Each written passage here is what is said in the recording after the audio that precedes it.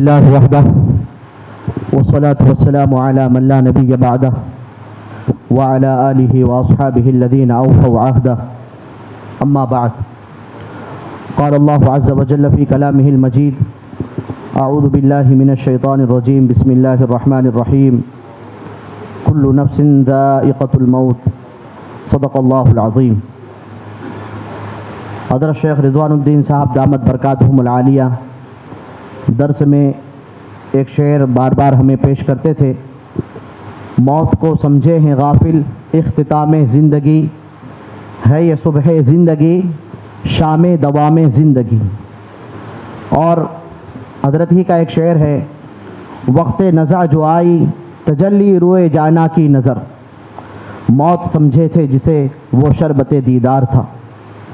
یقیناً اہل اللہ کی موت بالکل اسی طرح ہوتی ہے کہ وہ جب اس دنیا سے جاتے ہیں تو آخرت کو اپنا اصلی وطن سمجھ کر، جیسے الحمدللہ حضرت مولانا محمد فاروق صاحب دامت برکاتہم العالیہ کے خطبات کی 8 جلدیں 9 جلدیں تقریباً اب تک آ چکی ہیں، اور درس جلالین پر بھی الحمدللہ کام جاری ہے۔ اس میں ایک نقطہ حضرت نے ارشاد فرمایا ہے، ارجعی الی ربک راضیۃ مرضیہ کے تحت۔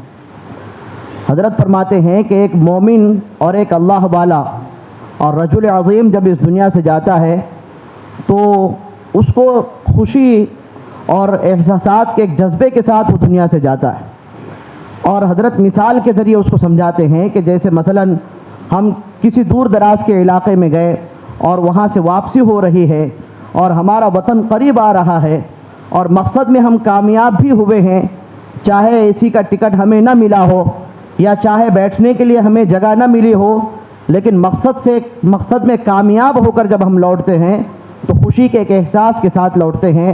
حضرت اس سے فرماتے ہیں، اسی لیے اللہ تعالیٰ نے فرمایا ارجعی الی ربک راضیۃ مرضیہ فادخلی فی عبادی وادخلی جنتی۔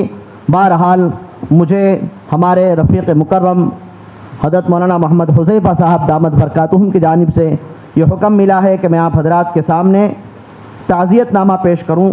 بسم اللہ الرحمن الرحیم۔ تعزیت نامہ بر وصال پدر جاں مفتی ریحان صاحب اشاعتی دامت برکاتہم، از قلم فضلائے جامعہ عقل قوہ 2002 و رفقائے درس مولانا حذیفہ صاحب وستانوی۔ عزیزی مفتی ریحان صاحب سلمہ السلام علیکم ورحمۃ اللہ وبرکاتہ۔ گزشتہ 17 شعبان المعظم 1441 ہجری بروز اتوار بمطابق 12 اپریل 2020 صبح کی اولین ساعتوں میں آپ کے والد بزرگوار اپنے رب کریم کے جبار رحمت میں محو استراحت فرما گئے۔ فإنا للہ وإنا الیہ راجعون۔ عزیزی، کچھ چیزیں ایسی حقیقت پر مبنی ہوتی ہیں کہ نہ چاہتے ہوئے بھی تسلیم کرنا ہی پڑتا ہے، اور کچھ چیزیں ایسے مواقع پر وقوع پذیر ہوتی ہیں جو خارج از امکان ہوتی ہیں۔ چنانچہ اس حادثہ فاجعہ کا وقوع بھی ہمارے دل و دماغ سے کوسوں دور تھا، لیکن اسے نہ چاہتے ہوئے بھی قضائے تقدیر سمجھ کر تسلیم کرنا پڑا۔ بس ہم صانع کون و مکان سے دست بدعا ہیں کہ اللہ رب العزت آپ کو صبر و تحمل کی طاقت دے، آپ کو والد بزرگوار کا صحیح جانشین بنائے، ان کے جملہ صفات حسنہ کا حامل بنائے، آپ کے اہل خانہ کو صبر جمیل عطا فرمائے، اور اللہ مرحوم کی بال بال مغفرت فرمائے، اعلیٰ علیین میں جگہ نصیب فرمائیں، آمین۔ عزیزم، باپ ایک ایسی نعمت ہے جس کے کھو جانے کا احساس ان کی جدائیگی کے بعد ہی ہوتا ہے۔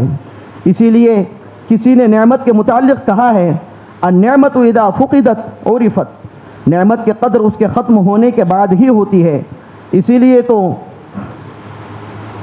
حضرت فاطمہ الزہرا رضی اللہ تعالی عنہا اپنے والد ماجد محمد رسول اللہ صلی اللہ علیہ وسلم کے جدائیگی کے بعد مصیبتوں سے چور ہو کر یوں گنگنا رہی تھی، صبت علی مصائب لو انہا صبت علی مصائب لو انہا صبت علی الایام صرن لیالیا۔ بابا جان، آپ کے جانے کے بعد مجھ پر اتنی مصیبتیں پڑیں کہ اگر روشن دنوں پر وہ مصیبتیں پڑ جاتی تو وہ تاریک راتوں میں تبدیل ہو جاتے۔ اسی طرح یقیناً آپ کو بھی والد رحمہ اللہ کی یادیں ستائیں گی، کبھی ان کے ساتھ بیتے ہوئے لمحے آپ کی آنکھوں کو آپ دیدہ کر دیں گے، تو کبھی ان سے منسلک اشیاء کو دیکھ کر آپ نمدیدہ ہو جائیں گے، اور ہم سب خود حضرت الاستاذ کی یاد میں تڑپ اٹھتے ہیں کہ وہ تواضع و خاک ساری کا پیکر، علم و عمل کا بحر، دور قحط الرجال میں طلباء کی صلاحیتوں کو بام عروج تک پہنچانے والے مرد جواں آج ہم سے روپوش ہے، لہذا ہم سبھی تعزیت کے مستحق ہیں۔ تاہم ہم سب آپ کو تعزیت مسنونہ پیش کرتے ہیں کہ ان للہ ما اخذ وله ما اعطى وكل شيء عنده باجل مسمى فلتصبر ولتحتسب۔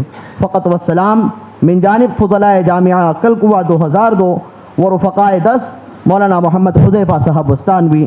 والسلام علیکم ورحمۃ اللہ وبرکاتہ۔